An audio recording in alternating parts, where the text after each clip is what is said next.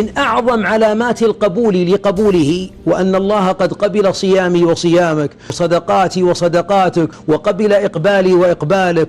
وهذا القيام أن يشرح الله صدرك بعد الصيام إلى الصيام. وإذا شفت الإنسان بعد الطاعة يفرح بطاعة، فاعلم أن الحق جل وعلا فتح له أبواب القبول. ولذلك إذا ضاق صدر الإنسان عن ذكر طاعة بعد طاعة، فاعلم أن الإيمان والتقوى في قلبه قد جف أو قل معينه. الصيام ميزته عن سائر العبادات أنه لله، مع أن كل العبد لله. قل إن صلاتي ونسكي ومحياي ومماتي لله رب العالمين لا شريك له. ولذلك الذين يذوقون لذة العبادة، لذة الصيام، العجيب أنك تجد حياتهم أجمل حياة في محاريب التعبد. ولذلك تلاحظون يوم كنا في رمضان، قيام رمضان الجميع يقوم، حتى ممن لم يكن يصلي جماعة. تجد الصدقة، البعض منا كان شحيحا فلما صام لانت يده، البعض منا ما كانت تدمع عينه لأنه كان قلبه قاسٍ لأنه يرى حرام، فلما صامت جوارحه أحبابي أخبت قلبه وأناب ودمعت الدمعة. لذلك من أراد أن يذوق لذة الحياة فليجعل لنفسه خبيئة من عمل صالح، خاصة إذا جعل الصيام التطوع يقوده إلى الله. لأن الصيام ميزته أن العبد إذا صام أنه بعد ذلك تلين عليه كل الطاعات وتدنو وتقرب. هل الله يعذب عباده عندما شرع هذه العبادة؟ هل الله جل وعلا يحتاج صياما أن نصوم أن نترك الطعام؟ لا، هو شرعها لأنفسنا، لأننا بذلك نصل إلى درجات الإيمان وتحقيق التوحيد وتحقيق اليقين وتحقيق التقوى. الصيام يقودك إلى لذة المناجاة، الصيام يقودك إلى لذة العبادة، الصيام يذوقك إلى أن تذوق لذة الطاعة من كل نوع ومن كل حديقة تأخذ زهرة جميلة تتفيأ ظلالها. اسألوا لصائم اليوم، يوم أكل التمرة وشرب الماء، بقي شيء من التعب؟ أبدا، ذهب الظمأ، لكن ثبت الأجر إن شاء الله. ولذلك نقول يا أحبابي من علامة أنك صائم وصيامك مقبول الست منشرح صدرك لها. ولذلك بعض الناس إذا فكر في صيام شوال وهو في العشر الأواخر جاه الظمأ وهو بعد التراويح، يحس بظمأ وضيق صدر، يا أخي أن نخلص بس من الفرائض، نبي نطلع، يريد أن يهرب وجوازه في جيبه ومسافر بينحاش. وسع صدرك في الآخرة بماذا؟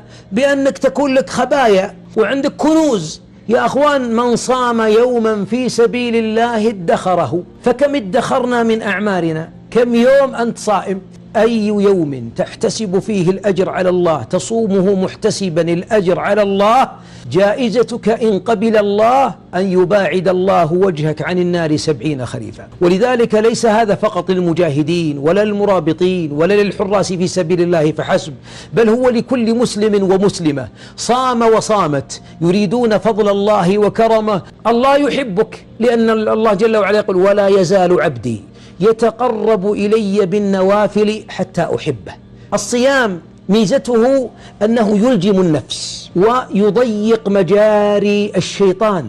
ولذلك أنا أعجب إنسان الله جل وعلا كتب له عبادة تجعل عدوه مدحور وراغم، وتجعل في سمو الإيمان وصفاء النفس، والدمعة تكون قريبة، ومناجاة الله لذيذة. فأقول للذين يعبدون الله عادة هو فقط تغيير التردد في القلب يقلبها إلى عبادة، جاهدوا النفس والذين جاهدوا فينا لنهدينهم سبلنا. ترى ليس الجهاد هو الضرب بالسنان، جهاد النفس، الصراع لأجل أن تجد اللذة. يا مقلب القلوب ثبت قلبي على طاعتك. اسأل الله اللهم اجعل حبك في قلبي أحب إلي من الماء البارد على الظما.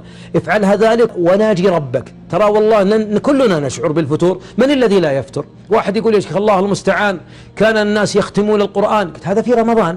أنت تريد أن تنقل جمال رمضان واختيار الله لرمضان تنقله في شوال؟ مستحيل، كلنا نضعف. ولذلك تلاحظ أن بعض الناس الآن اللي يصومون إذا صلى العصر هالأيام فتح المصحف. هو ترى لو مو بصايم ما فتح مصحف، لكن كان الكبسة والرز تسحبه من المسجد إلى بيته، والآن لا يخرجه من بيت ربه أحد. فأقول للذين يعبدون الله عادة هو فقط تغيير التردد في القلب يقلبها إلى عبادة. جاهدوا النفس والذين جاهدوا فينا لنهدينهم سبلنا. ترى ليس الجهاد هو الضرب بالسنان، جهاد النفس، الصراع لأجل أن تجد اللذة. يا مقلب القلوب ثبت قلبي على طاعتك. بما أن الشيطان يجري من ابن آدم مجرى الدم، والدم هو الحياة والدم هو الغذاء، ولذلك الصائم لو أعطي دم أفطر مع أنه ما دخل في جوفه شيء، لأن الدم هو الحياة. فإذا صام ضعفت مجاري الشيطان، فأخبتت نفسه ولانت عينه ولان قلبه، ثم أقبل إلى ربه. معظم الآن المناكح، المنكوحات والمشروبات والمطعومات، هذه الثلاث التي يصوم الإنسان عنها من طلوع الفجر الثاني إلى غروب الشمس، هذه هي التي تقود الإنسان إلى التهلكة غالبا. ولذلك العالم تجد أنهم إما عبد فرجه وإما عبد بطنه وإما صريع لسانه، أحيانا شهوات، حتى شهوة الكلام شهوة. فإذا صام الإنسان، إذا كان يوم صوم أحدكم فإن سابه أحد أو قاتل فليقل إني صائم، تربيه الصيام على كبح جماح نفسه، تربيه على الإخبات، حتى شيطانه يضعف وسوسته. ترى الشيطان في رمضان اللي خلانا مع الجماعة نعيش اللذة في قيام رمضان. لاحظ الآن لماذا يقوم الإنسان أحيانا ما يقوم آخر الليل، مع أنه يا أخي معك توضأ وركعتين ثلاث. هو الصيام الذي ذكرته أنه يقود النفس إلى الوصول إلى التقوى، وتحقيق التقوى هي الشجرة الوارفة التي يستظل تحتها المؤمن ويأنس. ولذلك يقول بعض أهل العلم: من صام يوما في سبيل الله ادخره. يعني أحبابي كأن أعمارنا ضائعة حتى نصوم يوم فندخر أجر هذا الصوم عند رب العالمين. لذلك نعم ما لاحظته، لاحظ كثرة الشبع تثقل. لاحظ الآن الذي كان يفطر في رمضان على تمرة وقليل من الماء وشيء بسيط، ثم يقوم التراويح مرتاح ويبحث عن من يطيل الصلاة. لكن الذي صار بطنه أمتار وأذرع أمامه وابتدأ يتجشأ ولا يكاد يخرج الهواء إلا بين أرتال من الطعام، يشتكي الإمام ويشتكي التكييف. والله الإمام ما فيه إلا كل خير والتكييف كان رائع، لكن أنت من جنيت على نفسك بازدحام هذه الأطعمة. لذلك أحبابي الصيام فلترة للحياة كلها، لأن العبد إذا صام ترك شيئا واجبا كان هو في الخيار. ولذلك تكلمنا عن التطوع يا شيخ، ترى ما نتكلم عن رمضان. رمضان ما في إنسان تجي في نهار رمضان مقيم صحيح وتقول له صائم، يمكن يضربك عسى ما شر، أنا مسلم، لكن تأتي لهذه الأيام 45 درجة وصائم. نعم، لما؟ هناك أكثر من 45 درجة، هناك الشمس تدنو، هناك درجات الغليان، هناك العرق.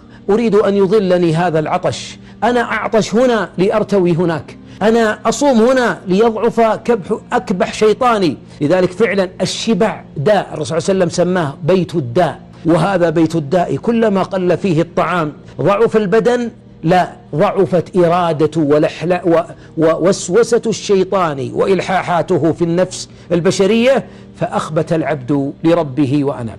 من شكر نعمة الله أن تخبئ بعض الأيام له، فإذا عرق الناس وظمأوا أتاك صيامك ليرويك. لذلك هذا الفضل واسع من الله لكل مؤمن، سواء كانت ذوات الأسباب 2 وخميس، 6 شوال، 10 ذي الحجة، يوم عرفة، يوم عاشوراء، الاثنين، الخميس، الأيام البيض، كل هذا واسع في فضل الله. وأسأل الله أن يجعلنا وإياكم من أهل هذه الطاعة.